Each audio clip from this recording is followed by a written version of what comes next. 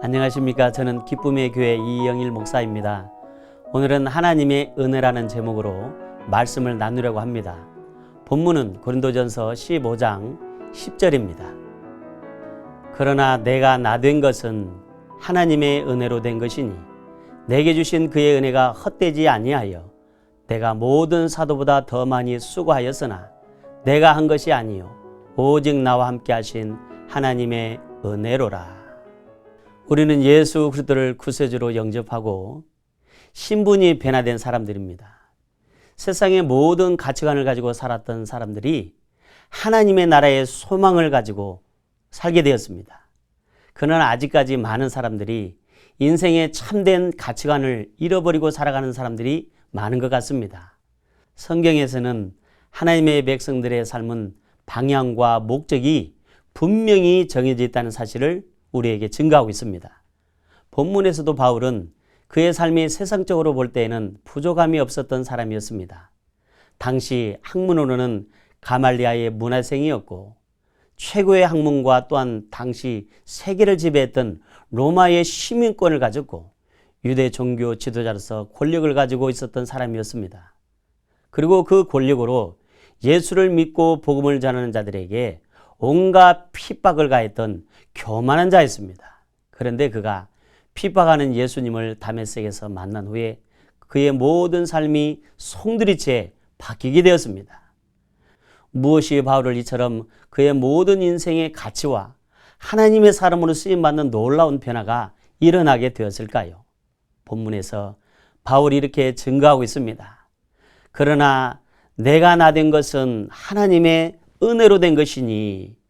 바울은 율법에 능통한 자였지만 복음의 참 진리를 알지 못했습니다. 그런 그에게 진리를 깨닫고 복음 전하는 사도가 될 수 있었던 것은 전적으로 하나님의 은혜로 된 것이라고 말하는 것입니다. 은혜란 하나님께서 우리에게 베풀어 주신 혜택이자 친절이며 긍휼하심과 하나님의 사랑인 것입니다. 하나님의 은혜는 우리 인생을 변화시키고 삶을 만족하게 하는 능력이 있습니다. 이러한 사실은 바울이 복음을 전하기 위하여 사람이 겪을 수 있는 숱한 일들을 겪으며 증거하고 있습니다. 그는 굶주림과 헐벗음과 매를 맞으며 죽음의 수많은 위기를 당하기도 하고 또한 견딜 수 없는 고통과 아픔 상황에서도 이 모든 일들을 견뎌낼 수 있었던 것은 모든 것이 능력 되시는 하나님의 은혜였다고 자랑하고 있는 것입니다. 여러분, 우리도 세상에서 여러 가지 환난을 당하기도 합니다. 그러나 우리도 바울처럼 하나님께서 함께 하시는 은혜를 이미 주셨습니다. 우리가 예수 안에서 우리가 구원받았고 우리가 예수 안에서 천국의 백성이 되었고 예수 안에서 하나님의 일꾼이 되었습니다. 이것은 하나님의 은혜이며 선물입니다. 사랑하는 여러분, 지금 무엇을 위하여 그렇게 분주하게 달려가고 있습니까? 잠깐 걸음을 멈추시고 십자가에 달리신 주 예수 그리스도를 바라보시기 바랍니다. 하나님의 아버지의 은혜가 흘러나오는 곳입니다. 아버지의 사랑이 있는 곳입니다.